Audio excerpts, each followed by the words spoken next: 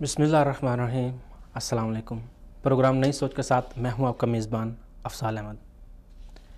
नाज़रीन, नौजवान नस्ल किसी भी मुल्क और मुआशरे में मरकज़ी किरदार होते हैं, एक रीढ़ की हड्डी की हैसियत रखते हैं। किसी भी मुल्क की खुशहाली में, किसी भी मुल्क की तरक्की में, किसी भी मुल्क के इनकलाब में नौजवान नस्ल का मरकज़ी किरदार होता है और इससे कभी इनकार नहीं किया जा सकता।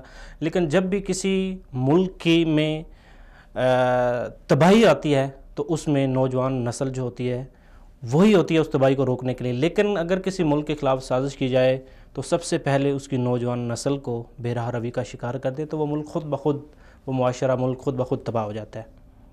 अगर बात की जाए पाकिस्तान में तो इंतहाई अफसोस के साथ कि हमारी नौजवान नस्ल जो है वो मुख्तलिफ़ बीमारियों में मुब्तला है, जिसमें फ़हाशी जो है वो उसका रुझान बहुत ज़्यादा है। तो आज हम बात करेंगे कि नौजवान नस्ल में फ़हाशी का बढ़ता हुआ रुझान, इसके असबाब व मुहर्रिकात क्या हैं। इसी हवाले से हमारे साथ लाइन पे होंगे मोहतरम जनाब सैयद मोहम्मद शाहिद साहब, मजहबी स्कॉलर हैं। उसके अलावा हमारे जो दूसरे मेहमान हैं वो जनाब अमीनुल्लाह मेंगल साहब हैं, एडवोकेट हैं। और हमारे जो तीसरे मेहमान उस्मान बज़मी साहब हैं वो भी मजहबी स्कॉलर हैं। तो आज हमारे साथ हमारे जो स्टूडियो में हमारे मेहमान हैं जनाब प्रोफेसर उस्मान खालिद साहब। प्रोफेसर साहब, सबसे पहले तो मैं आपको अपने प्रोग्राम में खुश आमदीद कहता हूँ। नाजरीन, आप भी हमारे प्रोग्राम में शिरकत कर सकते हैं। हमारा बराह रास्त नंबर आपको शो किया जाएगा। इस मौजू के हवाले से आपके जहन में जो भी सवालात हैं आप अपने सवालात हमसे शेयर कर सकते हैं। तो बढ़ते हैं अपने पहले मेहमान की तरफ, प्रोफेसर उस्मान खालिद साहब की तरफ। प्रोफेसर साहब, सबसे पहले तो हमें ये बताएं कि मुआशरे में फ़हाशी के हवाले से शरीयत क्या कहती है। बिस्मिल्लाहिर्रहमानिर्रहीम। सबसे पहले तो साल में मैं आपका शुक्रिया अदा करता हूँ, चैनल का शुक्रिया अदा करता हूँ जिन्होंने मुझे मदऊ किया। अल्लाह रब्बुल इज़्ज़त ने मर्द और औरत के दरमियान जो रिश्ता कायम किया है इसे कुरान मजीद में इन अल्फाज से बयान किया है कि खलक़लकुम मिन अनफुसिकुम अज़वाजन लितस्कुनु इलैहा वजअल बैनकुम मवद्दतन व रहमा। यानी मर्द और औरत का जो एक बाहमी कशिश का मामला है ये अल्लाह रब्बुल इज़्ज़त की तरफ से पैदा करदा है। यानी अमूमी एतबार से ये अल्लाह रब्बुल इज़्ज़त की ही एक देन है, फ़ितरत का हिस्सा है। और फिर इसे दूसरे एक एंगल से भी कुरान मजीद में बयान किया गया है कि ज़ुय्यिना लिन्नासी हुब्बु शहवाति मिनन निसा, कि अल्लाह रब्बुल इज़्ज़त ने ये जो दुनिया है इसके लिए औरतों को बाइसे कशिश बना दिया है। लेकिन इस फितरत का इस्लाम ने एक मुकम्मल इसकी तकमील का इजहार करने के लिए, इसकी तकमील करने के लिए एक बड़ा प्लेटफॉर्म दिया इज़्दिवाजी ज़िंदगी का, शोहर का और बीवी का, जिसमें भी वजाहत की गई कि जो इंसान का ये फ़ितरी तकाज़ा था इसको पूरा करना है तो हुन्ना लिबासुल लकुम व अंतुम लिबासुल लहुन। जो है मर्द और उसकी बीवी ये दोनों एक दूसरे के लिए लिबास हैं, यानी यहाँ पर वो मुकम्मल तौर पर अपनी इस फितरत का इजहार भी कर सकते। अच्छा, अब हमें इसके हल के लिए, यानी इस्लाम ये कहता है कि आप जहाँ ये बहुत ही अहम बात है कि इन दोनों का बाहमी एक दूसरे की तरफ रग़बत रखना है, वहाँ पर इस्लाम इसके हल भी कुछ बतलाता है। मसलन औरत के हुदूद व क़ुयूद मुकर्रर कर दिए, करना फ़ी बुयूतिकुन्न वला तबर्रजना तबर्रुजल जाहिलियतिल ऊला। अपने घरों में रहिए, यानी घर जो है वो उसका एक किला है, वो असल उसकी रहने की जगह है। असल मस्कन औरत का घर मुकर्रर किया गया जहाँ ये है औरत के लिए। और वहीं पर साथ अल्लाह ताला ने मर्द के लिए फरमाया कि कुल्लिल मुमिनीना यग़ुज़्ज़ू मिन अब्सारिहिम व यहफ़ज़ू फ़ुरूजहुम। मोमिनों से कह दीजिए कि अपनी निगाहें, अगर औरतें किसी काम काज के लिए बाहर निकलती हैं तो वो अपनी निगाहों को जो है वो झुका कर रखें और अपनी शर्मगाहों की हिफाजत करें। इसी तरह औरत को जब निकलना है तो इस्लाम इसके भी कुछ हुदूद मुकर्रर करता है। या अय्युहन नबिय्यु कुल्ली अज़वाजिका व बनातिका व निसाइल मुमिनीना युदनीना अलैहिन्ना मिन जलाबिबिहिन। अपने ऊपर पर्दा ओढ़नियाँ ओढ़ के रखो जब आपने किसी जगह घर से बाहर निकलना। और फिर औरतों को यह भी हुक्म दे दिया गया मर्दों की तरह कि कुल्लिल मुमिनात यग़ज़ुज़्ना मिन अब्सारिहिन्ना व यहफ़ज़्ना फ़ुरूजहुन, کہ عورتوں سے کہہ دیا جائے کہ وہ اپنی آنکھوں کو جھکا کر رکھیں، غض بصر کا مظاہرہ کریں، اور ساتھ ساتھ اپنی شرمگاہوں کی وہ حفاظت بھی کریں۔ تو اسلام بڑا واضح ہے کہ یہ ایک فطری عمل ہے، کشش مرد اور عورت کے مابین ایک فطرت ہے، لیکن اس فطرت کو یوٹیلائز کیسے کیا جائے گا، اس کا استعمال یا اس کے حدود و قیود کیا ہیں، وہ بھی اسلام نے بڑی وضاحت کے ساتھ بیان فرما دیے ہیں۔ یہ ہمارا دین ہے جو اس کے بارے میں وضاحت پیش کرتا ہے۔ جی، تو آپ کیا سمجھتے ہیں کہ ہماری جو نوجوان نسل ہے ان کا فحاشی کی طرف راغب ہونا، اس کے اسباب کیا ہو سکتے ہیں؟ دیکھیے جی، پہلی بات تو یہ ہے کہ نوجوان بڑی اہمیت کے حامل ہے۔ جی، کسی بھی معاشرے میں تو یہ سمجھتا ہوں جس طرح بنیادی ایسڈز ہیں کسی بھی ملک کے، سونا ہے، کتنا سونا ہے اس بنیاد پر اس کی کرنسی کا وزن بنتا ہے، اسی طرح ان کے پاس تیل ہے، اسی طرح دیگر جو ایسڈز ہیں کسی بھی ملک کے پاس، وہاں سے ان کی کرنسی کا ویٹ بالکل اسی طرح نوجوان بھی قومی سرمایہ ہے۔ اگر یہ درست ہیں، اگر یہ اپنا کام کر رہے ہیں، اگر یہ اپنی ذمہ داریاں نبھا رہے ہیں، تو پھر اس قوم کو کوئی ہرا نہیں سکتا ہے۔ لیکن اگر یہ نوجوان نسل جو ہے یہ بربادی اور تباہی کی طرف جا رہی ہے، یہاں سے طے کیا جا سکتا ہے کہ یہ نسل، یہ قوم، یہ ملک، یہ وطن کسی صورت بھی آئندہ مستقبل کے کنی ایام میں یہ کبھی بھی ترقی کی راہ پر نہیں چل سکتا۔ تو نوجوانوں میں فحاشی کی طرف رغبت ایک بہت بڑا المیہ کا معاملہ ہے۔ اسے یقیناً اس کے مختلف اسباب ہیں، جن میں سب سے پہلے تو میں یہ کہوں گا کہ اسلام دین فطرت ہے جس نے زندگی کے تمام گوشوں کی وضاحت کی ہے۔ تو اسلام ہی کو چھوڑنا اور اسلام سے ہی دوری، دین اسلام سے دوری کی وجہ سے ہم دیکھتے ہیں کہ اس وقت فحاشی اور عریانی کا ایک بازار گرم، اس کی معاونت جو ہے وہ میڈیا کرتا ہے، اس کی معاونت ہمارے اداروں کا جو نصاب ہے وہ کسی حد تک کر جاتا ہے۔ پھر اس میں ہمارے جو خاص طور پر جن کی میں سمجھتا ہوں اور آگے میں ذکر بھی کرنا چاہوں گا، والدین ہیں جنہیں اولاد کی تربیت پر مامور کیا گیا ہے۔ جب سے اس پورشن نے اپنا فرض نبھانا چھوڑ دیا ہے، اس وقت سے ہماری نوجوان نسل جو ہے وہ تباہی کے دہانے پر کھڑی ہوئی ہے۔ اور اس کے علاوہ دیگر ہمارے جو ہم طریقے اپناتے ہیں، بہت سی وجوہات ہو سکتی ہیں۔ برحال واضح اور سامنے آنے والی جو ایک نمایاں باتیں ہیں، پرومیننٹ ہیں، وہ یہی ہیں کہ ہماری دین سے دوری، ہمارے خاص طور پر تربیت کرنے والی جو دو شخصیات ماں اور باپ ہے، انہوں نے اپنا روپ ہی بدل دیا، الا من رحم ربی۔ تو اسی طرح ہماری جو معاشرتی دیگر اقدار ہیں، دیگر جو لوازمات ہیں جس میں میڈیا بھی شامل ہے، حکومت بھی شامل ہے، ان کی بھی اس طرف عدم توجہ، بلکہ ہمارے ہاں تو اب ناچ گانے کو سرے عام بازاروں اور سڑکوں پر کرنے کو پیش کر کے اسے ایک نمائندہ بنا دیا گیا اور اس کو ایک آئیڈیل بنانے کی قابل فخر سمجھا جاتا ہے۔ بالکل جی، اور اس کے ساتھ ساتھ سوشل میڈیا بھی جو ہے وہ بھی اس میں کافی حد تک جو ہے وہ انوالو ہے۔ جیسے کہ ابھی آپ نے بات کی کہ اس میں بیسک ہماری جو دو تربیت گاہ ہے، پہلی والدین اور دوسری ہمارے اساتذہ کرام، تو آپ کیا سمجھتے ہیں کہ والدین کی طرف سے ایسی وہ کون سی کہہ سکتے ہیں کہ لاپرواہی ہے جس کی وجہ سے وہ نوجوان نسل کا اپنے جو بچوں کے اوپر مکمل توجہ نہیں دے پاتے، یا ان کی ہر ایک خواہشات کے اوپر عمل کر کے، آخر کون سی ایسی وجوہات، مین وجوہات ہے جس کی وجہ سے نوجوان نسل کا جو پہلی تربیت کا ہے وہاں سے باغی ہونا؟ جی، اصل بات یہ ہے کہ والدین کے ذمے اللہ رب العزت نے یہ تربیت کی ذمہ داری لگائی ہے۔ آپ دیکھیے کہ نبی علیہ السلام نے فرمایا تھا کہ کل مولود یولد علی الفطرہ فابواہ یحودانہ، آگے الفاظ ہیں کہ ہر انسان فطرت سلیمہ پہ پیدا ہوتا ہے، اس کے ماں باپ ہی ہیں جو اس کی تربیت کرتے ہوئے اسے جس رخ پر بھی لے جاتے ہیں۔ تو یہ دراصل ایک انداز سے کہنے کی بات یہ تھی یہاں کہ والدین دراصل وہ تربیت میں اہم کردار ادا کرتے ہیں۔ اور اگر آپ ذمہ داری کی بات کرتے ہیں تو وہ حدیث واضح ہے جو طویل ہے کہ کلکم رائن و کلکم مسئول عن رعیتہ، کہ ہر شخص جو ہے وہ ذمہ دار ہے اپنی رعیت کا، اور قیامت کے دن اللہ کے ہاں اسے مسئول ہونا ہے۔ یعنی والدین، اس میں وضاحت ہے اس میں وضاحت ہے، نبی علیہ السلام نے تعین فرمایا کہ جو والدہ کی خاتون خانہ کی ذمہ داری ہیں اس کا نبی علیہ السلام نے تعین فرمایا.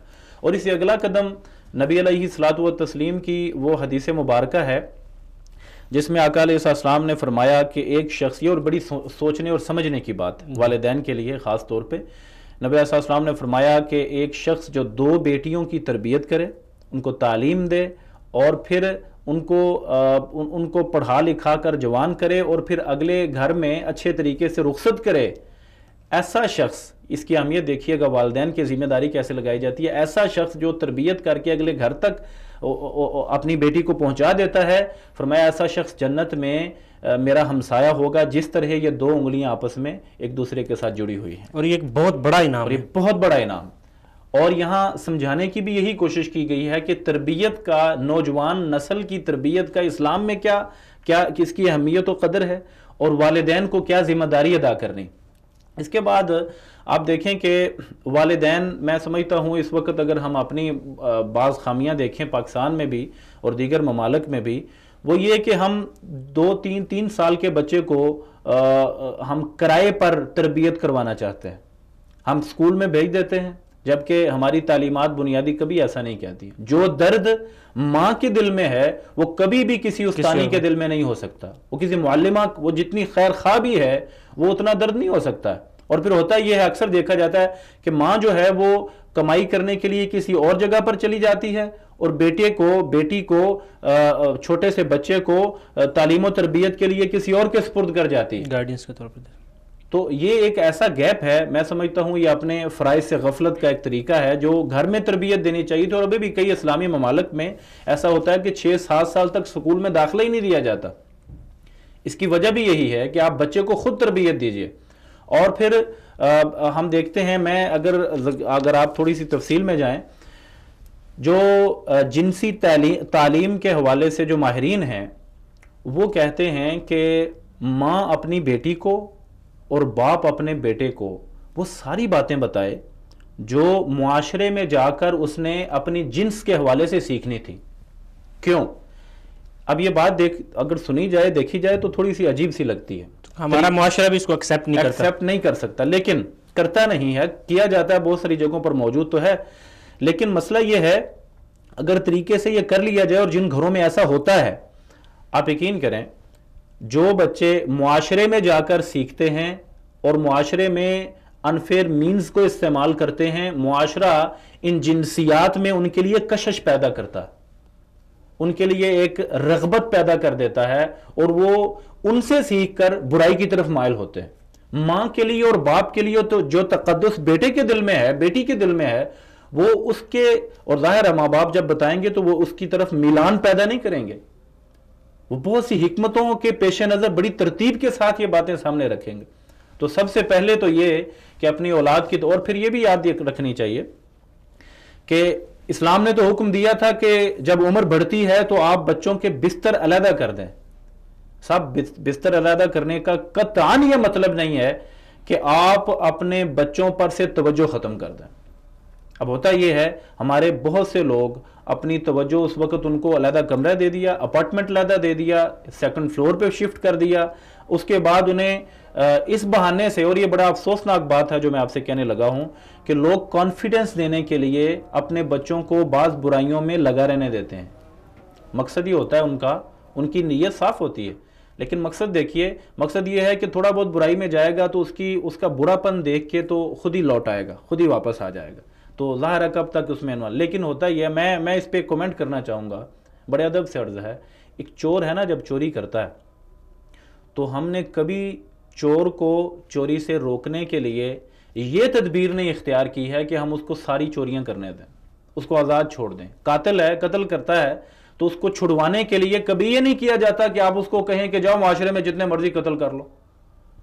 ہوتا یہ ہے کہ جب جنسیات میں ایک بچہ کانفیڈنس کے، سو کالڈ کانفیڈنس کے حصول کے لیے، جب بچہ بیٹا یا بیٹی وہ معاشرے میں آگے تک چلے جاتے ہیں، پھر اس کے لیے واپسی کے دروازے بڑے مشکل رہ جاتے ہیں. یہ ایک بڑا باریک معاملہ ہے، بڑا ایک سنگین معاملہ ہے جس پر غور کرنا چاہیے والدین کو. وہ باتیں جو آپ کی ذمہ داری ہیں وہ آپ نے ہی نبھانی ہیں.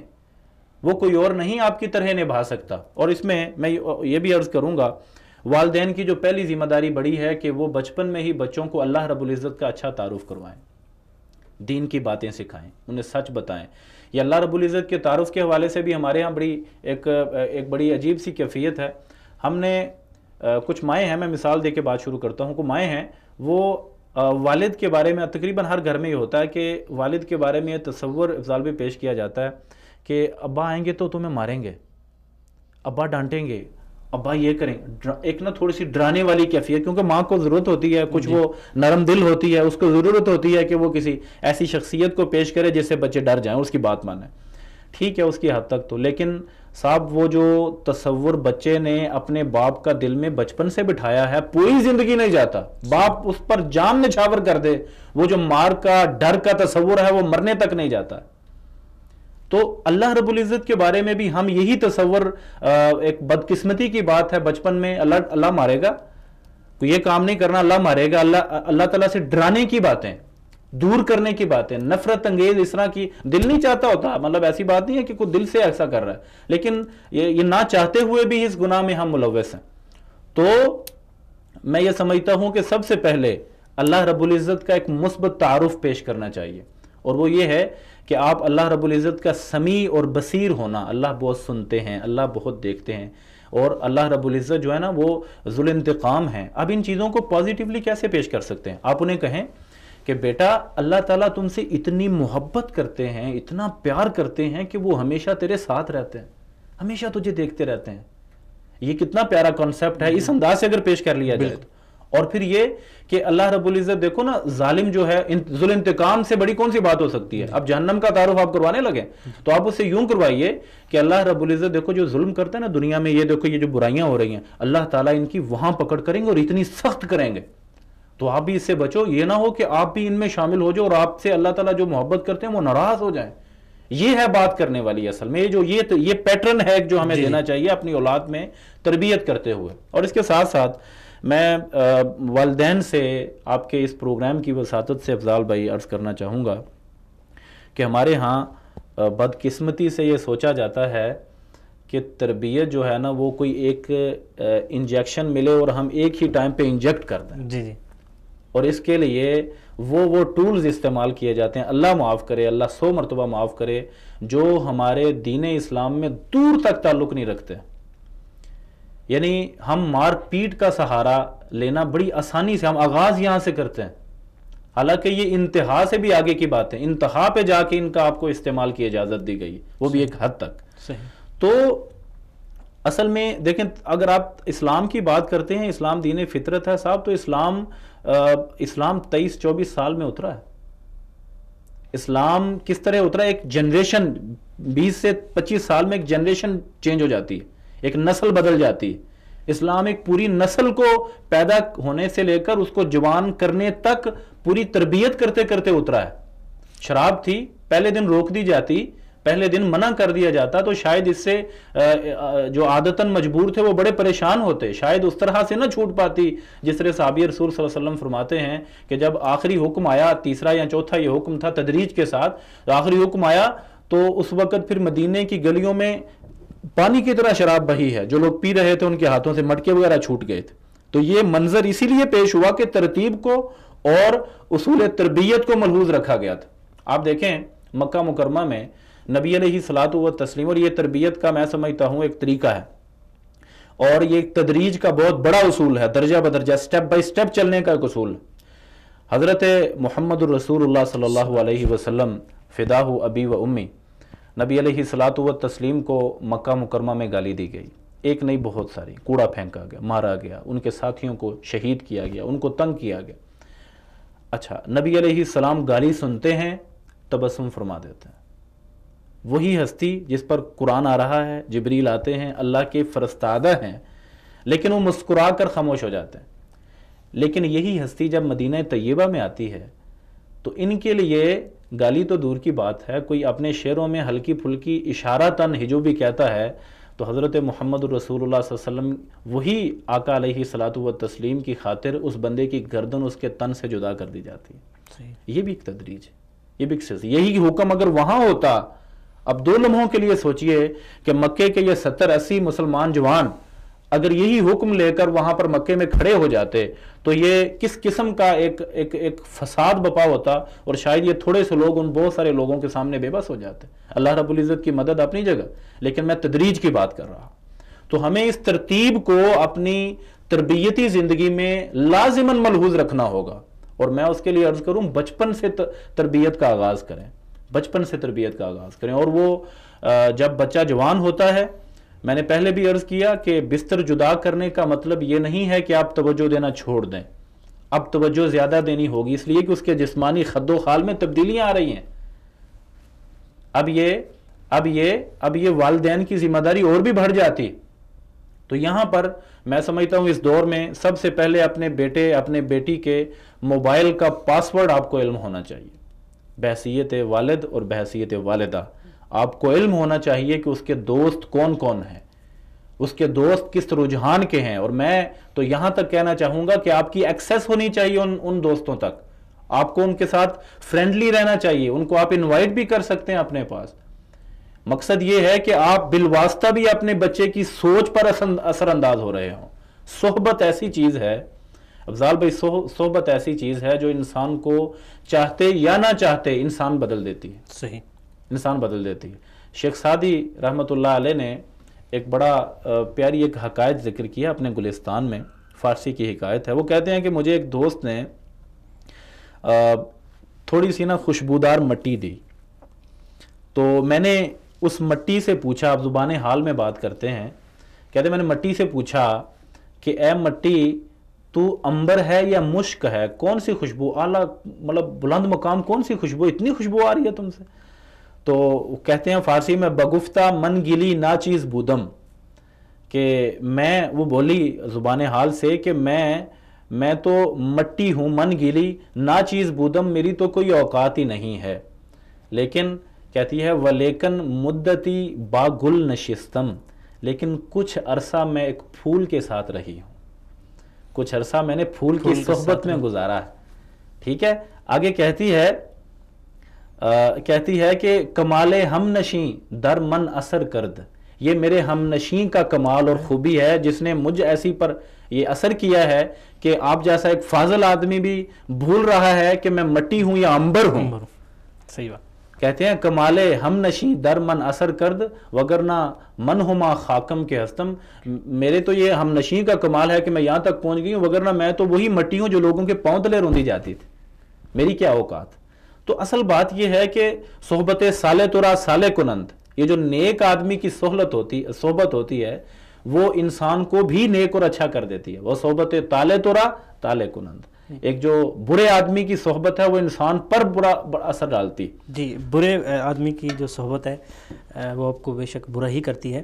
ابھی ہم نے بات کی کہ جو برائی کے اسباب ہیں اس میں والدین کی کوتاہی جو ہے وہ کہاں کہاں کوتاہی ہے اور کہاں کہاں ان کو اپنا کردار ادا کرنا چاہیے۔ بیسیکلی جو پہلی تربیت کا کسی بھی نوجوان کا جو ایک کانفیڈنس ہوتا ہے وہ اسی تربیت سے جو ہے وہ شروع ہوتا ہے۔ اب ہم اس کو تھوڑا آگے چلتے ہیں کہ اب جب تعلیمی میدان میں اس کو دیکھا جائے تو وہاں پر بھی ہمارے کچھ استاذہ کرام کی جو ہے وہ آپ کہہ لیں کہ سستی کہہ لیں یا انتظامیہ کی سستی کہہ لیں، جس کی وجہ سے نظام تعلیم سے کافی سارے لوگوں کو جو ہے وہ اس چیز کو اچھا نہیں سمجھتے۔ لیکن میں سمجھتا ہوں کہ نظام تعلیم جیسا بھی ہو، ایک پیٹرن آپ کو ملا ہوا ہے، اس پیٹرن پہ چلتے ہوئے بھی آپ اچھائی کر سکتے ہیں، آپ اپنے معاشرے میں اچھا انسان پیدا کر سکتے ہیں۔ اگر آپ دیکھیں تو کافی عرصے میں ابھی تک ہمارے معاشرے میں ہمارے جو تعلیمی ادارے ہیں ان میں سے ابھی کوئی ایسا بندہ نہیں نکلا جس کو ہم ایک اچھا لیڈر کہہ سکیں، کوئی دوسرا علامہ اقبال نہیں نکلا، قائد اعظم جیسی کوئی شخصیت جو ہے وہ پیدا نہیں ہو سکی۔ آخر کچھ کوتاہی اور کچھ کمیاں اس فیلڈ میں ہمارے جو استاذہ کرام ہیں ان کی بھی ہے، جس کی وجہ سے ہماری نوجوان نسل جو ہے وہ اپنا جو ایک کانفیڈنس ہے، اپنا جو ایک معیار ہے اس کو برقرار نہیں رکھ پا رہے۔ صاحب ایک مسلمان استاد کی ذمہ داری تھی کہ وہ طالب علم کو یہ بتاتا کہ تمہارا اللہ، تمہارا رب کون ہے اور کیا کہتا ہے، وہ یہ سکھاتا کہ تمہاری ذمہ داریاں بحیثیت مسلمان کیا ہیں۔ وہ یہ سکھاتا کہ جھوٹ نہیں بولنا تو اس وجہ سے نہیں بولنا کہ آپ نے کل پیش بھی ہونا ہے اور آپ کی یہ فطری تقاضے ہیں جن کے مطابق آپ نے اس کو پورا کرتے ہوئے سچ ہی بولنا ہے، اچھا کرنا ہے، نیکی کی طرف راغب ہونا ہے، آپ نے ہمیشہ وعدے کی پاسداری کرنی ہے۔ یہ تربیت استاد نے دینی تھی۔ یہ جہاں والدین کی ایک ذمہ داری ہے گھر کی حد تک، اور جب طالب علم بن کر یہ استاد کے پاس آیا ہے، اب اس نے اس کے فکری رجحانات کو آگے اس کی نشو و نما کرنی ہے۔ لیکن افسوس سے کہتا ہوں، پھر وہی بات جو ہمارے گھروں کی حد تک تھی وہی باہر ہو گئی کہ جن اداروں پر بنا کرتے ہوئے ہم لوگوں نے گھروں سے تربیت چھوڑ دی ہوئی ہے، وہاں پر بھی الا ماشاء اللہ بہت سارے ادارے بھرے پڑے ہیں، پرائیویٹ خاص طور پر ادارے بھرے پڑے ہیں اس بات سے کہ بچوں کو سبق ہی اس شرط پہ یاد ہوتا ہے کہ بیٹا آپ یہ کر لو تو پھر ہم وہ فنکشن کریں گے۔ اس فنکشن کی لالچ میں اور اس غلط کارگزاری کی لالچ میں ہمارے طلبہ پڑھ رہے ہیں۔ اور اس میں ایک بہت اہم چیز ہمارے جو سازہ کرام ہے، بعض اوقات وہ لیکچر کے دوران جو ہے وہ گفتگو جو اس کا معیار اس طرح رکھتے ہیں ڈبل میننگ کا۔ اب دیکھیں یہ کچھ چیزیں ایسی ہوتی ہیں کہ جو آپ کو نفسیاتی طور پہ اس چیز کی طرف کھینچتی ہیں۔ اگر آپ اپنے لیکچر میں پوزیٹیو پہلو رکھیں گے تو آف کورس وہ پوزیٹیو رزلٹ آئے گا، لیکن آپ اب جوکس جو ہیں گندے جوکس کا استعمال کریں گے تو آپ کیا اپنے جو نوجوان نسل ہے ان کو کیا پیغام دے رہے ہیں، کیا آپ سے سیکھ رہے ہیں؟ بالکل یہ دیکھیں کہ میں عرض کروں گا کہ ہمارا جہاں پر استاد کا ایک بڑا اہم رول تھا تربیت میں، استاد ظاہر ہے معلم کو کہتے ہیں، سکھانے والا۔ یہ جو رٹانے والا استاد نہیں ہوتا، آپ رٹ کسی بھی جگہ سے سکتے ہیں۔ میں آپ کو ایک نقطہ عرض کرتا ہوں، لائبریری کو کبھی عالم کوئی نہیں کہتا، اس کی ایک وجہ ہے، علم تو سارا وہاں پہ ہر نوع کا موجود ہے، عالم اس لیے کوئی نہیں کہتا کہ وہاں اس میں عمل کرنے کی صلاحیت نہیں ہے۔ دیکھیے یہ جو رٹ لینا کوئی بنیادی طور پر خوبی نہیں ہے، خوبی یہ ہے کہ آپ نے تربیت کس قدر کی ہے۔ اور یہ پرانے تعلیمی نظامات میں آج سے کوئی 200 سال 100 سال پہلے تک تقریباً تمام نظامات میں ہمارے مسلمانوں کے بات شامل رہی ہے کہ ہم سال پورا ہونے پر کلاس نہیں بدلتے تھے، ہم معیار پورا ہونے پر کلاس بدلتے تھے۔ ہم نے ایک متعین کیا تھا کہ اس رتبے پر بچہ پہنچے گا تو پھر ہی اگلی کلاس میں اگلے سیشن میں جائے گا۔ ہمارے ائمہ حدیث جو ہیں ان کا بھی یہی رویہ، ان کا بھی یہی سلیقہ۔ کچھ لوگوں نے وہی علم جو ہے 2 سالوں میں سیکھ لیا، اور کچھ لوگوں نے وہی علم جو ہے وہ 8-8 10-10 سالوں میں سیکھا، ایک استاد کے پاس بیٹھ کر، ان کے پاس رہ کر۔ تو دراصل بات تو یہ تھی کہ علم ایک سکھانے کی چیز ہے، معلم کو معلم ہی بننا ہوگا، ٹیوٹر نہیں بننا ہوگا، محض ایک بتانے والا نہیں بننا ہوگا۔ تو ایک تو بات بڑی اہم یہ ہے، اور دوسری بات یہ ہے کہ جو ہمارا تعلیمی نصاب ہے، اگر جان کی اماں پاؤں، حقیقت بات یہ ہے کہ تقریباً تمام نصابات، کوئی بھی نصاب ایسا نہیں ہے کہ وہ کوئی بڑا دماغ اور بڑا ذہن پیدا کر سکے۔ یہ بڑے افسوس سے کہہ رہا ہوں، یعنی اس ایک نصاب کو پڑھ کر کوئی کامل انسان بن جائے ایسا نظر نہیں آ رہا۔ نصاب کی اگر آپ نے بات کی ہے تو دیکھا جائے تو اس وقت جو نصاب کی حالت ہے بہت بری ہے۔ اب دیکھیں جس معاشرے میں جو بڑے بڑے فاتح گزرے ہیں، جو اسلام کے جن کو بڑی شخصیات ہیں، ان کو نکال کر ان کی جگہ وہی آپ جو ہے ایک لوکل قسم کے جو لوگ ہیں ان کو شامل کر رہے ہیں، تو اس کا معیار کیا ہوگا؟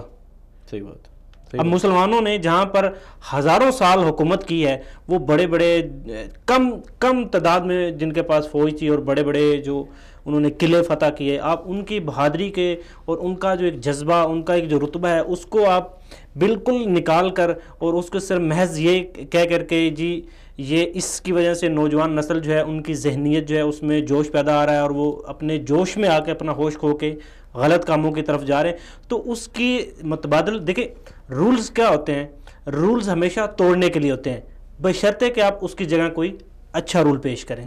لیکن بدقسمتی سے یہ چلیں، یہ بات تو ہم اس کو جاری رکھتے ہیں۔ اب تھوڑا سا آگے بڑھتے ہیں، ہم دیکھتے ہیں کہ ہمارا جو میڈیا ہے، اس کے بعد ہم سوشل میڈیا کی طرف بھی آئیں گے، پہلے میڈیا کی طرف آتے ہیں۔ میڈیا کو اس وقت دیکھیں تو تقریباً 70-80% جو نوجوانوں میں فحاشی ہے وہ میڈیا کے تھرو آ رہی ہے۔ تو آپ کیا سمجھتے ہیں؟ دیکھیں ایک گھر میں ٹی وی ہے، اب ٹی وی جس طرح کے بدقسمتی سے ہمارے پاکستانی میڈیا کو دیکھیں، وہ جتنے بھی ایڈز وغیرہ چل رہے ہیں، وہ جتنے بھی ڈرامے میں دیکھیں، ہاں جو ہم جنس پرستی، اب ایک چھوٹا بچہ ہے اس کو نہیں پتا یہ کیا چیز ہے، آپ اس کو ایک مکمل چیز سامنے دکھا رہے ہیں کہ یہ ہے ہم جنس پرستی، اور اس کے اوپر ہماری حکومت خاموش ہے، اور بدقسمتی سے ہماری جو مذہبی طبقہ ہے وہ بھی جو ہے اس میں کچھ زیادہ پیش رفت نہیں کر رہے. تو ان کا ایک دیکھیں، آپ کوئی بھی ایسی چیز اپنے مفاد کے لیے جب لاہور سے کراچی اور اسلام آباد سے کوئٹہ تک لانگ مارچ کر سکتے ہیں، تو یہ ان چھوٹی چیزوں کے لیے آپ دھرنا کیوں نہیں دیتے؟ اس برائی کو ختم کرنے کے لیے اپنا کردار کیوں نہیں پیش کرتے؟ دیکھیں، کہتے ہیں کہ جی بوند بوند سے جو ہے دریا بنتا ہے، اور دریا پھر مل کے سمندر بنتے ہیں. تو کیا ایک استادہ کرام، ایک استاد جو ہے وہ یہ سٹیپ لے اور اس برائی کو ختم کرنے کے لیے اپنے جو دوسری درسگاہ ہے وہاں سے اس چیز کو اگر تھوڑا سا بلڈ اپ کرنا شروع کرے تو وہاں سے سٹارٹ ہوتے ہیں. پھر آگے جب ایک گھر میں جب ٹی وی لگا ہوا ہے، مثال کے طور پہ آپ ڈرامہ دیکھ رہے ہیں، آپ کا بچہ آپ کے پاس بیٹھا ہوا ہے، یہاں پر پہلا فرض والدین کا بنتا ہے کہ آپ جو چیز دیکھ رہے ہیں پہلے تو یہ سوچیں کہ کیا ہمارا یہ جو بچہ ہمارے ساتھ بیٹھا ہوا ہے، یہ جو سیکھ رہا ہے، کیا یہ اس کے مزاج کے مطابق ہے؟ کیا یہ اس کے آگے آنے والی زندگی میں اس کے لیے کوئی اثر رسوخ رکھتی ہے؟ تو بڑے افسوس کے ساتھ کہنا پڑ رہا ہے کہ ہمارے جو والدین، استاذ اور اس کے علاوہ مذہبی طبقہ، یہ سارے مل کے پورا معاشرہ اس کو دیکھ رہا ہے کہ ہمارے میڈیا کے اوپر جو ہے وہ اس طرح کی فحاشی آ رہی ہے، لیکن اتنے شوق سے دیکھ رہے ہیں، بجائے اس کا بائیکاٹ کرنے کے، بجائے اس کے خلاف کوئی شکایت کرنے کے، بجائے اس کے خلاف کوئی لانگ مارچ کرنے کے، وہ اس کو شوق سے دیکھتے ہیں اور اس کو انٹرٹینمنٹ سمجھتے ہیں. تو آپ کیا سمجھتے ہیں کہ یہ جو انٹرٹینمنٹ ہے یہ ہماری نوجوان نسل کو تباہ کرنے میں کتنی پیش رفت ہے؟ دیکھیے جی، مسئلہ یہ ہے کہ بلا شبہ میڈیا ایک پاور ہے. میڈیا کی ضرورت ہوتی ہے ہر چڑھتے ہوئے سیاستدان کو، ہر چڑھتے ہوئے لیڈر کو، حکومت کو یہ ضرورت ہوتی ہے. ایون کہ ہمارے جو فوجی ادارے ہیں، عسکری ادارے ہیں، انہیں بھی اس کی ضرورت ہوتی ہے. ظاہر ہے کہ رائے عامہ کی ہمواری میں اسی کا یہ کردار ہوتا ہے. لیکن افسوس کی بات یہ ہے کہ اپنے مفادات کی وجہ سے کوئی بھی اس پر کوئی جو مؤثر آواز ہے نہیں اٹھا پاتا. عوام تو حقیقت بات تھی، کسی دور میں یہ کہا گیا پھر اس پہ ہنسا جاتا تھا، لیکن حقیقت یہی ہے کہ عوام کا لنام ہے. لیکن معذرت یہاں پر آپ کی بات جو ہے وہ کاٹنا چاہوں گا. اگر پوری عوام ایک چینل پہ اگر اس طرح کا ڈرامہ چل رہا ہے، پوری عوام اس کا بائی کاٹ کر دیں تو وہ کیسے کنٹینیو؟ سر اس کے بہی خواہ موجود ہیں اندر. وہ اگر صرف دیکھیں، چینل چلانے والے لوگ بھی ہمارے اندر ہی بیٹھے ہیں، ہماری نفسیات کو دیکھ کر ہی وہ ایک ہماری نفسیات، دوسرا وہ ہمارے اپنے لوگوں میں سے ہیں. وہ ہمیں میں سے ایسے لوگ ہیں جو ہمارے معاشرے کے کچھ نمائندے بھی ہیں وہ، اور وہ جب دیکھتے ہیں کہ میری اس کو پیسہ چاہیے، یا اس نے اس کا کچھ بیک گراؤنڈ ہے، کچھ اس کو لانچ کرنے والے لوگوں نے اسے کچھ اس کو ڈوز دے رکھی ہے، تو اس بزنس کے لیے اس نے بزنس کے علاوہ بھی کچھ فنڈڈ ادارے ہیں جو یہ چیزیں کسی وجہ سے پیش کرتے ہیں. تو صاحب میں عرض کرنا چاہتا ہوں کہ یہ ساری چیزیں بنیادی طور پر قائم رہتی ہیں اور رہی ہیں. اس میں کوئی شبہ نہیں کہ ان کو کم ہونا چاہیے، اور اس کے لیے ہمیں اپنے کردار ادا کرنے چاہیے، کوئی شبہ نہیں. ہمیں کرنا چاہیے، لازمی کرنا چاہیے. علماء کی علیحدہ ذمہ داری ہے، لوگوں کو اویئر کریں، لوگوں کے سامنے حقائق کھولیں. اور یہ ہر ذی شعور شہری کی ہر اعتبار سے یہ ذمہ داری ہے کہ وہ اپنے اندر شعور پیدا کرے. لیکن میں عرض کرنا چاہوں گا کہ برائی ہمیشہ کثرت میں رہی ہے، اچھائی ہمیشہ کم رہتی ہے. یہ ہمیشہ ایسا ہوا ہے، ایسا رہا ہے کہ معاشرے کے اندر برائی، یہ تو فرمان رسالت مآب صلی اللہ علیہ وسلم ہے نا کہ حجبت الجنت بالمکارہ، اللہ رب العزت نے جنت کو مشکلات میں ڈھانپا ہے، وحجبت النار بالشہوات، اور جہنم کو اللہ تعالیٰ نے شہوت انگیز چیزیں یا اس کی طرف پرکشش چیزوں میں ڈھانپا ہوا ہے. آپ معاشرے میں ہمیشہ یہی دیکھیں گے، آپ کو یہ ملے گا، ہمیشہ کا یہ اصول ہے. تو میرے خیال کے مطابق اس کو بہتر طریقے سے جب ایک یلغار ہوتی ہے تو اس میں اپنا ڈیفنس کیسے کرنا ہے یہ سیکھا جائے. قوم وہ ہے جو یلغار کے بعد اپنا دفاع کرنا سیکھے. میں آپ کو ایک چھوٹی سی یہاں مثال دوں گا مچھر کی. پاکستان میں ڈینگی کا بڑا مسئلہ تھا, پنجاب میں خاص طور ہمارے علاقے میں. تو 1 سال سپرے ہوتا ہے, 2-3 ماہ کے بعد وہی سپرے جو پچھلے 2-3 ماہ پہلے بڑا کارگر تھا, بڑا مؤثر تھا, اور اس نے وہ سارے ان کو مار دیا اور صفایا کر دیا, وہی جو سپرے ہے وہ 3 ماہ بعد فیل ہو جاتا ہے. بالکل بعین ہی وہی کمپنی اور وہی سپرے آپ کے گھر میں موجود ہو, 2-3-4 ماہ کے بعد وہ نہیں چلتا, وہ ان کے اوپر, مچھروں کے اوپر ڈلتا نہیں کام. وجہ یہ ہے کہ وہ اپنے اندر قوت دفاع پیدا کر کے نیکسٹ جنریشن جنم لے رہی ہے. دیکھیں یہ ایک انتہائی ہلکا سا جانور ہے. قرآن مجید میں بھی اللہ رب العزت نے اس پرندے کے بارے میں, اس انسیکٹ کے بارے میں بات کی ہے. آپ دیکھیں اس سے بھی سیکھنا چاہیے کہ ہمیں اپنی نیکسٹ جنریشن میں, ہماری جو نیکسٹ جنریشن ہے, ہم اپنی اس جنریشن میں اور پھر اگلے میں اس کے مطابق, پھر اس سے اگلے میں اس کے مطابق جو چیلنجز آتے ہیں قوت دفاع پیدا کریں. اور یہ تبھی ممکن ہوتی ہے صاحب, یہ تبھی ممکن ہوتی ہے جب فرائض ادا کرنے والے تمام لوگ اپنا فرض ادا کر رہے ہیں. معلم اور والدین جو بنیادی طور پر ذہن ساز لوگ ہیں, جنہوں نے فکر مرتب کرنی ہے, نظریہ چلانا ہے, انسان کے سافٹ ویئر کو ڈیولپ کرنا ہے, یہ لوگ سو جائیں گے تو پھر قوم اور معاشرے کا کوئی حال نہیں رہے گا. تو میڈیا تو واضح سی بات ہے جی, میڈیا کیا کر رہا ہے, آزادی کے نام پر عورت تک پہنچنے کی آزادی چاہتا ہے. اس نے جو گل کھلائے ہیں, آپ دیکھیے, میں بڑے ادب سے کہنے لگا ہوں کہ وہ اماں کہ جنہوں نے مرض الموت میں یہ وصیت کی تھی کہ میں محمد الرسول اللہ صلی اللہ علیہ وسلم کی بیٹی ہوں, تو میں نہیں چاہتی کہ مجھے میری وفات کے بعد بھی میرے جسم کے خد و خال کو کوئی دیکھے, میرا جنازہ رات کے اندھیرے میں اٹھایا جائے. یعنی میرا جنازہ رات کے اندھیرے میں اس لیے اٹھایا جائے, میری روح تو نہیں ہے لیکن میرے وجود کے خد و خال کوئی دیکھ بھی نہ پائے. ہم اس امت سے تعلق رکھتے ہیں, ہماری جو امہات المومنین کے اسباق ہیں, اس امت کو, ان رول ماڈلز کو سامنے رکھنے والی جو امت ہے, اس کی حالت آپ دیکھیں, ننگ من کی جو انتہا ہو سکتی ہے وہ ہم کر رہے ہیں. اور پھر اس میں ایک بڑی اہم بات یہ ہے کہ ہم لوگ آئیڈیل سمجھتے ہیں ان لوگوں کو جن کا تعلق انتہائی ننگ کے ساتھ. اور میں یہاں پر ایک میسج دینا چاہتا ہوں, پیغام دینا چاہتا ہوں, وہ یہ کہ اس وقت پوری دنیا میں اپنی بہنوں, اپنی ماؤں, اپنی بیٹیوں سے بات کر رہا ہوں, اور اوورال تمام مسلمانوں سے بات کر رہا ہوں کہ آپ دیکھیے کہ اس وقت دنیا میں جو نظریہ, جو مذہب سب سے زیادہ دین پھیل رہا ہے وہ اسلام ہے جی. اور اسلام جو سب سے زیادہ پھیل رہا ہے وہ اسی ننگ کے علاقے یورپ میں ہے, اور یورپ میں بھی جو اسلام کو قبول کر رہا ہے زیادہ وہ عورت ہے. یعنی جس کے پیچھے میں نے اپنا لباس اتار دیا وہ تو خود لباسی کی طرف آ رہی ہے, اسی برقعے کی طرف آ رہی ہے. ہمیں یہ سوچنا ہوگا کہ یہ قدامت پرستی نہیں ہے. آپ سوچئے نا جی کہ ایک بندہ شہر سے اٹھ کر, اگر یہ قدامت پرستی کا جو الزام عائد کیا جاتا ہے, آپ دیکھیے کہ ایک شخص شہر سے اٹھ کر جنگل میں کیوں جائے گا, اتنی فیسیلیٹیز کو چھوڑ کر کیوں ایک جنگل کا بسیرا کرے گا؟ اس کو کچھ نظر آتا ہے, اس کو کوئی پروٹیکشن ملتی ہے. اس وقت اللہ ماشاءاللہ آپ دیکھ لیجئے یورپ کا جو حال ہو گیا ہے, یعنی بے لباسی کی انتہا ہو گئی, لباس جسم پر بالکل نہیں رہا. اب ان کے اندر جو میں نے ابھی ابتدا میں آیا پڑھی ہے, وَجَعَلَ بَيْنَكُمْ مَوَدَّةً وَرَحْمَةً, جو باہمی رغبت کا اصول تھا وہ ختم ہوتا جا رہا. اور یہ فطرت ہے, یہ آپ کے ڈاکٹرز کہتے ہیں, باہمی کشش ختم ہوتی جا رہی.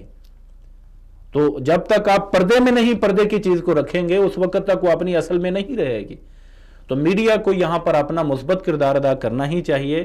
اگر نہیں کرتا, اگر وہ نہیں کر سکتا, ہاتھ پاؤں بندھے ہیں یا کوئی اور مجبوری ہے, اس کا وجود ہی کسی خاص لابی کی وجہ سے آیا ہے, تو صاحب کم از کم ہم بحیثیت مسلمان اپنا دفاع ضرور کر سکتے ہیں. جی بالکل, اس بات کو ہم جاری رکھیں گے. یہاں پر وقت ہو گیا ایک بریک کا, ملتے ہیں شارٹ بریک کے بعد.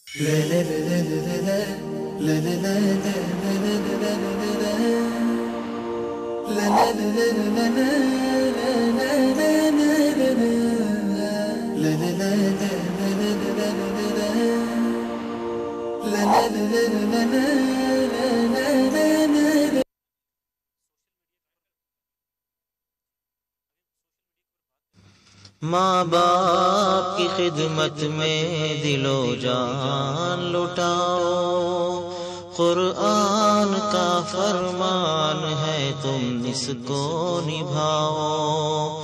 ماں باپ کی خدمت میں دل و جان لٹاؤ، قرآن کا فرمان ہے تم اس کو نبھاؤ۔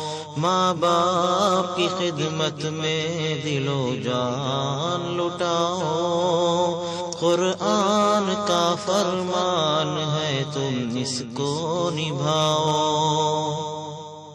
کرو ماں باپ کی خدمت تمہارے کام آئے گی، یہی خدمت تمہیں اللہ سے جنت دلائے گی۔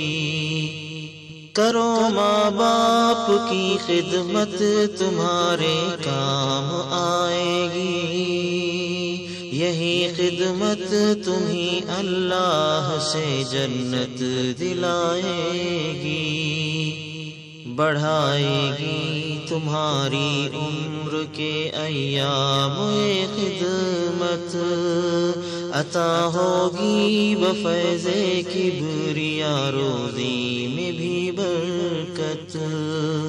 اللہ کی رحمت سایہ فگن ہوگی، مثل عمل قسمت جلوہ فگن ہوگی۔ یہ کشتی عمل کی ہے اسے پار لگاؤ، یہ کشتی عمل کی ہے اسے پار لگاؤ۔ قرآن کا فرمان ہے تم اس کو نبھاؤ۔ ماں باپ کی خدمت میں دل و جان لٹاؤ، قرآن کا فرمان ہے تم اس کو نبھاؤ۔ خدائے دو جہاں ہوگا تمہاری ذات سے راضی، ملے گی ہر قدم پر آپ کو اللہ کی خوشنودی۔ خدائے دو جہاں ہوگا تمہاری ذات سے راضی، ملے گی ہر قدم پر آپ کو اللہ کی خوشنودی۔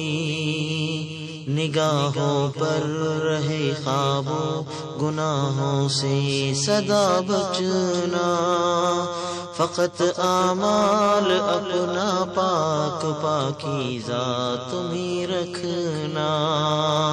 مجروح مت کرنا گفتار سے ارماں، گالی نہ تم دینا ماں باپ کو انسان، دنیا بھی بناتے رہو عقبہ بھی بناؤ، دنیا بھی بناتے رہو عقبہ بھی بناؤ۔ قرآن کا فرمان ہے تم اس کو نبھاؤ۔ ماں باپ کی خدمت میں دل و جان لٹاؤ، قرآن کا فرمان ہے تم اس کو نبھاؤ۔ نہ بھولے سے کبھی ماں باپ کو تکلیف تم دینا، بڑھاپا دیکھ کے ماں باپ کا ہرگز نہ گھبرانا۔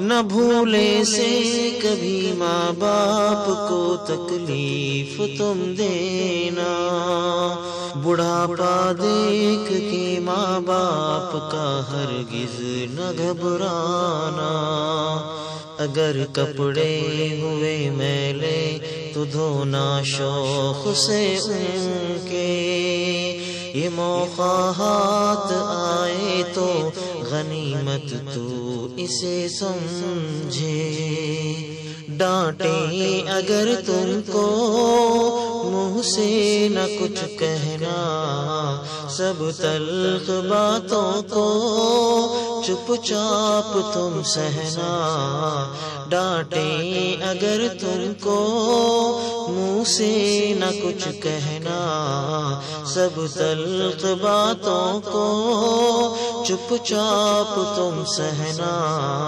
ہنس ہنس کے مصیبت میں بھی پار لگاؤ، ہنس ہنس کے مصیبت میں بھی پار لگاؤ، قرآن کا فرمان ہے تم اس کو نبھاؤ، ماں باپ کی خدمت میں دل و جان لٹاؤ، قرآن کا فرمان ہے تم اس کو نبھاؤ، جو تم بچے تھے تو ماں باپ سارے دکھ اٹھاتے تھے، اگر چلنے سے تھے معذور کاندھے پر بٹھاتے تھے، جو تم بچے تھے تو ماں باپ سارے دکھ اٹھاتے تھے، اگر چلنے سے تھے معذور کاندھے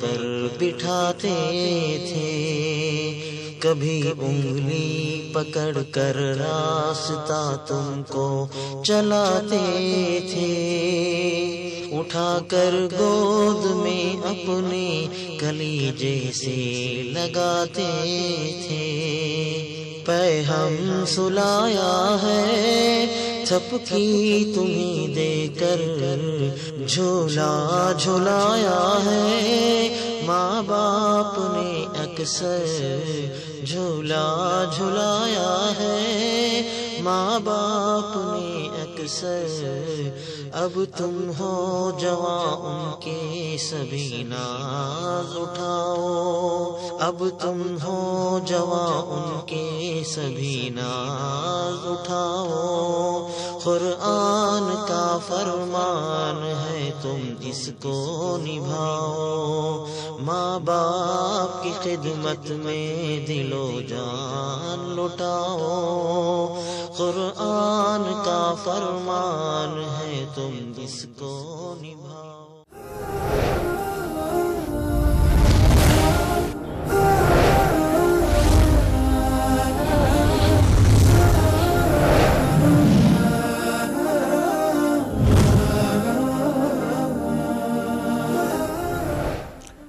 السلام علیکم ناظرین، آپ کو ایک بار پھر سے اپنے پروگرام میں خوش آمدید کہتے ہیں۔ ناظرین، بریک سے جانے سے پہلے ہم بات کر رہے تھے کہ میڈیا کے جو اثرات ہیں جو ہماری نوجوان نسل کے اوپر پڑ رہے ہیں، جس کی وجہ سے مختلف بیماریوں میں مبتلا ہو رہے ہیں، ذہنی تناؤ میں شکار ہو رہے ہیں، اس کے علاوہ فحاشی جو ہے وہ بھی معاشرے میں بہت زیادہ آ رہی ہے۔ لیکن اس کے اب تھوڑا سا آگے چلتے ہیں تو سوشل میڈیا کی بات کریں۔ سوشل میڈیا دیکھا جائے جہاں اس نے دنیا کے جو فاصلے ہیں اس کو کم کیا ہے، رابطے کے نئے نئے جو ہے وہ ذریعے دیے ہیں، وہاں پر بھی جو ہے اگر دیکھا جائے تو ظاہر بات ہے ہر چیز کے دو پہلو ہوتے ہیں، ایک مثبت پہلو ہوتا ہے اور ایک منفی پہلو ہوتا ہے۔ تو آپ کیا سمجھتے ہیں کہ ہمارے معاشرے میں، اسپیشلی ہم پاکستان کی بات کریں تو پاکستانی معاشرے میں سوشل میڈیا کا جو استعمال ہے وہ منفی بہت زیادہ ہو رہا ہے، جس کی وجہ سے برائی جو ہے اس میں بہت زیادہ اضافہ ہو گیا؟ تو آپ کیا سمجھتے ہیں کہ یہ جو سوشل میڈیا ہے اس کی وجہ سے ہماری جو نوجوان کی زندگیوں کے اوپر اثرات ہیں وہ کیا مراتب ہوئے ہیں؟ جی بالکل، کمیونیکیشن کا ایک بہت بڑا ذریعہ ہے، لیکن میں آغاز میں عرض کرنا چاہوں گا کہ اس کا مقصد بنیادی تو یہ تھا کہ ہم دور کے لوگوں کو قریب کریں، لیکن بڑے افسوس سے کہتا ہوں کہ ہم قریب کے لوگوں کو دور کر بیٹھے ہیں۔ صحیح۔ گھر میں اگر 6 افراد موجود ہیں تو وہ بیرون ملک یا اندرون ملک رابطے میں تو ہیں، لیکن ان کا باہمی کوئی رابطہ نہیں ہے۔ میں یہاں پر پھر بات کرنا چاہوں گا اس بہت اہم مسئلے کی جو ہمارے ہاں ہماری ایک شان ہوتا تھا، ہمارے بر صغیر کی ایک شان ہوتا تھا، وہ تھا ہمارا خاندانی نظام۔ خاندانی نظام کیا ہے؟ باپ، ماں، بہن، بھائی، یہ ایک چھوٹا سا خاندان ہے۔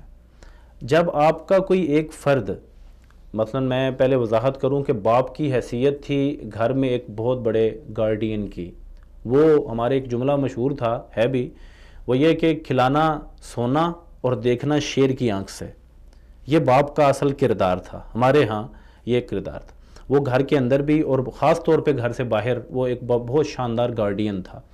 ماں مربیہ تھی، بیٹے کی بھی بیٹی کی بھی، اور اس میں وہ پورا تن من دھن وار دیتی تھی۔ وہ گھر کے کام کاج کے ساتھ ساتھ اپنی بیٹی کو جہاں سکھاتی تھی وہاں پر اس کو بہت ساری ایسی چیزیں جو لازم تھیں بتلایا کرتی تھی۔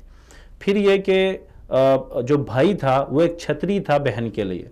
جب یہ بڑے ہوتے ہیں، یہ اسکول جاتے ہیں، تعلیمی ادارے میں جاتے ہیں، اس سے بڑے ہوتے ہیں، اس سے بڑے ہوتے ہیں، تو بھائی جو ہے وہ ایک بہت شاندار پروٹیکٹر ہے، بڑا شاندار ایک محافظ ہے جو اس بہن کو ملا ہوا۔ اور جو بہن ہے وہ ایک دلاسا دینے والی، ایک معاونت کرنے والی، وہ ایک ہمت بڑھانے والی، وہ مرہم پٹی کرنے والی ایک ایسا سافٹ کارنر ہے کہ اس جیسا آپ کو دنیا میں بدل نہیں مل سکتا ہے۔ مسئلہ یہ پیدا ہوا کہ جب یہ ضرورتیں، مثلا باپ کی سی پروٹیکشن، باپ کی سی حفاظت اور باپ کے سے جو ذمہ داریاں تھیں، وہ ماں کی جو ایک ذمہ داری تھی گھر کے اندر موجود رہ کر تربیت کی، اور بہن کی جو ایک ہمدردی تھی اور ایک معاونت تھی، ایک محبت اور ایک شغف تھا بھائی کے ساتھ، اور بھائی کا جو اس کے ساتھ رویہ تھا، جب یہ چیزیں ایک گھر میں ہمیں نہیں ملتی، یہ چیزیں جب ہمیں ایک گھر میں نہیں ملتی تو پھر یہ چیزیں لینے کے لیے یہ انسانی فطرت کا تقاضا تھی، ہمدردی لینا، محبت پانا، پیچھے کسی کا ہاتھ ہونا، تعاون ہونا اور ساتھ چلنے کا عزم کرنا، یہ ساری چیزیں جو بھائیوں میں باہم ہوتی ہیں، تو یہ ساری چیزیں جب گھر سے نہیں ملی تو پھر معاشرے سے تلاش کرنا شروع کی۔ اور معاشرے میں جب تلاش کریں گے آپ محبت کو، یہ بنیادی وجہ بنی ہے ہمارے ہاں بے رہروی کے عام ہونے کی۔ جب وہ محبت کو تلاش کرے گا، جب وہ ہمدردیاں تلاش کرے، گھر میں تو اس کو ملنی نہیں ہے، کیونکہ گھر میں تو اس کو اب جو ایک طریقہ استعمال کیا گیا ہے، جو ہو رہا ہے، جو آپ نے بھی ذکر کیا سوشل میڈیا کا، یا یہ جو ٹیلی کمیونیکیشنز ہیں، یا جو ہمارے پیکیجز ہیں جس پہ ابھی ہم بات بھی کریں گے، تو ان ساری چیزوں نے، مطلب ایک بندہ اگر موبائل سے فارغ ہوا تو وہ ٹی وی دیکھتا ہے، صحیح، اور اگر ٹی وی سے فارغ ہوا تو اس کے یہاں سے اٹھ کر جانے کا وقت آ گیا ہے۔ تو اس نے جہاں پر فیملی سسٹم ختم کیا، اس کا لازمی نتیجہ یہ نکلا کہ ان فطری تقاضوں کو پورا کرنے کے لیے یہ بیٹا یا یہ بیٹی گھر سے باہر بھاگ گئے، اور پھر انہوں نے وہاں پر جو لیا، اب معاشرے کے ہاتھ چڑھ گیا ہے۔ اب وہ ہزاروں میں سے کوئی ایک آدھی ہوگا جو شاید بچ جائے، وگرنہ پھر جو چیزیں جب معاشرے نے، اس نے کچھ سیکھا بھی گھر سے نہیں، سکھانا بھی معاشرے نے ہے، پھر اس کو ملا بھی گھر سے کچھ نہیں، اور لینا بھی سب کچھ معاشرے سے ہے، تو پھر لامحالہ معاشرہ جہاں اپنی خوبیاں رکھتا ہے وہاں بہت ساری خامیاں رکھتا ہے، وہاں منفیات بہت ساری رکھتا ہے۔ یہ وجہ ہے ہماری بے رہروی کے عام ہونے کی بہت۔ اور اس میں ایک چھوٹی سی بات بھائی آپ کی بات سے پہلے عرض کر دوں، میں نے ایک کلپ دیکھا تھا، عرب خاتون تھیں کوئی، انہوں نے اس کی بڑی اچھی وضاحت کی کہ انہوں نے سوچتی ہیں کہ اماں ہیں وہ، تو سوچتی ہیں کہ میں اپنے بچپن میں کتنے ہم اس گھر میں خوش رہتے تھے، وہ چھوٹی سی ہوتی ہیں، اس کے باپ، اس کا بھائی، اس کی ساری فیملی اچھلتے کودتے ہیں، بڑے خوش، ایک دوسرے کے ساتھ خوش گپیاں، جو ہمارا بھی فیملی سسٹم ہے تو جو کسی دور میں تھا۔ تو اب وہ کہتی ہے کہ جب میں بوڑھی ہو گئی ہوں، میرے پوتے پوتیاں، میرے نواسے نواسیاں، ہماری جو نسل ہے، یہ اس طرح کیوں نہیں کھیلتے کودتے؟ پھر وہ سوچتی ہے کہ کرتے کیا ہیں اس وقت؟ اس نے سوچا کہ یہ تو اپنے ہاتھوں میں موبائل لیے بیٹھے، فیس بک استعمال کر رہے ہیں، یہ تو کسی کے ساتھ فون پہ بات کر رہے ہیں اپنوں کے ساتھ، تو یہ سارا ایک جو اصل تصور تھا گھر کا وہ تو تباہ ہو گیا۔ اب وہ کرتی یہ ہے کہ اتنی بڑی ٹوکری لے کر دروازے پہ کھڑی ہو جاتی ہے، ایک دن انوائٹ کیا اس نے سب کو کہتی ہے اپنے موبائل اس میں ڈالو، وہ سب اس میں موبائل ڈالتے ہیں۔ اب یقین کیجئے، اور یہ آپ بھی کر کے دیکھیں، میں اپنے ویور سے کہوں گا کہ آپ بھی یہ کر کے دیکھیں، آپ کی وہی خوشیاں نہیں لوٹتی تو میں اس کا دیندار ہو جاؤں گا۔ اب یقین کیجئے وہی ماحول، وہی ڈسکشنز ہوں گی، وہی پیار اور محبت کا اظہار ہوگا اگر ایسا کر لیا جائے تو. اور وہی ہوا کہ اس نے اپنا ماضی دہراتا اپنی آنکھوں سے دہراتے ہوئے دیکھا کہ میرے سامنے بھی ہم بھی یوں کرتے تھے اور بچے بھی اسی طرح اچھل کود رہے ہیں. تو ہمیں یہ کرنا ہوگا کہ ان کی میں پہلے آپ جو عرض کیا کہ میں عرض کرتا ہوں کہ ہمیں انہیں لمٹس میں لینا ہوگا. جی چلیے ابھی جیسے کہ ہمارے پروگرام کا جو وقت ہے وہ بھی مختصر ہے، تو ابھی ہم آتے ہیں حل کی طرف. آپ کیا سمجھتے ہیں کہ ہمارے معاشرے میں یہ جو بڑھتی ہوئی فحاشی ہے اس کو ختم کرنے کے لیے کن کن افراد کو اپنا کردار ادا کرنا ہوگا؟ جی بھائی، سب سے پہلے تو میں عرض کروں گا کہ جو میں نے عرض کیا کہ والدین کی ایک ذمہ داری ہے. تو حل یہی ہے کہ والد اپنی جو اس کی اصل حیثیت ہے، اپنا جو اس کا اصل فرض ہے اسے سمجھے. بیٹی اگر اس کی گرفت سے باہر ہے اور بیٹا اگر اس کی گرفت سے، اس کی پہنچ سے، اس کی رسائی سے باہر ہے تو یہ ذمہ داری باپ کی ہے. یہ جو تھا کہ میں اپنی ذمہ دار خود ہوں یا میں اپنا ذمہ دار خود ہوں، شخصی آزادی کا جو ایک نعرہ ہے یہ بڑا افسوسناک اور بونڈا ہے. میں نے آغاز میں جو عرض کیا ہے نا کہ ایک نوجوان قومی ایسڈ ہے، قومی خزانہ ہے، اس کی وجہ سے قوم کے عروج اور زوال پر اثر پڑنا ہے. تو والد کو چاہیے یہ سوچتے ہوئے کہ اس کا اثر پڑتا ہے جہاں پوری قوم پر وہاں میرے گھرانے پر بھی، میری شناخت پر بھی اثر پڑتا ہے، وہ اپنی ذمہ داری ادا کرے. اسلام نے جو اس کو حدود و قیود دی ہیں اس میں رہتے ہوئے وہ کر سکتا ہے. ماں بھی اپنے فرائض ادا کرے، بہن کو اور بھائی کو. میں یہاں پہ ایک کمنٹ کرنا چاہوں گا، ادب سے ایک گزارش بھی کرنا چاہوں گا. اگر کوئی بیٹا کوئی بیٹی بے راہ رو ہے اس وقت میں تو اس کے بقیہ سبھی گھر کے لوگ ٹھیک ہیں، اچھے ہیں، ان کی ذمہ داری ہے وہ جو اس کے تقاضے تھے جو معاشرے سے پورے کرنے چاہ رہا ہے وہ آپ پورے کریں. جو آپ کی ذمہ داریاں تھیں اسے پوری کرنے کی کوشش کریں، اس کو اس کے حال پر مت چھوڑیں. یہاں پہ ایک بہت بڑا ظلم یہ ہے، یا تو تربیت میں نے آغاز میں عرض کیا تھا کہ وہ یا تو انجیکٹ کرنے کی کوشش کی جاتی ہے یا پھر اس کو اس کے اوپر سمجھا جاتا ہے کہ دل پر اللہ تعالیٰ نے مور لگا دیا اور یہ درست نہیں ہو سکتا. یہ دونوں باتیں غلط، یہ افراط اور تفریط ہے. اس کے درمیانی یہ بات ہم نے کر لی کہ والدین کے جو ہے ذمے یہ ذمہ داری، اساتذہ اور جو ہمارے معاشرے میں جو سب سے اونچا مرتبہ جو ہم دیا جاتا ہے ہمارے علماء کرام اور اہل علم، ان کا کیا کردار ہونا چاہیے؟ علماء کرام سے تو میں بڑے ادب سے عرض کروں گا کہ خاص طور پہ ہم یونیورسٹیز میں پڑھاتے بھی ہیں تو وہاں کی جو مساجد ہیں کم از کم جو اس وقت جو ہونا چاہیے اس پہ بات نہیں کرتا میں. اللہ کرے ہو بہت کچھ ہو اور آپ کے پاس اختیارات ہوں، آپ جو کر سکتے ہیں کرنا چاہیے اور کریں گے بھی آپ. لیکن موجودہ وسائل میں آپ جہاں نوجوانوں کے قریب رہتے ہیں، ظاہر ہے آپ مسجد کی حد تک ہیں، آپ وہاں خطبہ دیتے ہیں، نماز پڑھاتے ہیں، تو دونوں حیثیتوں سے، خطیب کی حیثیت سے بھی، امامت کی حیثیت سے بھی آپ کو یہ چاہیے کہ آپ وہاں کے نوجوانوں کی تربیت کریں، ان کے لیے حلقے مرتب کریں، ان کے لیے آپ اسلامیات کے کچھ کورس ڈیزائن کریں. چھٹیاں آ رہی ہیں گرمیوں کی، مرتب کیا جا سکتا ہے. اور یہ وقت دینا آپ کی ذمہ داریوں میں سے تو نہیں ہوگا، شاید جو ذمہ داریاں آپ نے قبول کی ہیں کسی ایک کمیٹی کے انڈر رہ کر، لیکن یہ آپ کی شرعی ذمہ داریوں میں سے ہے.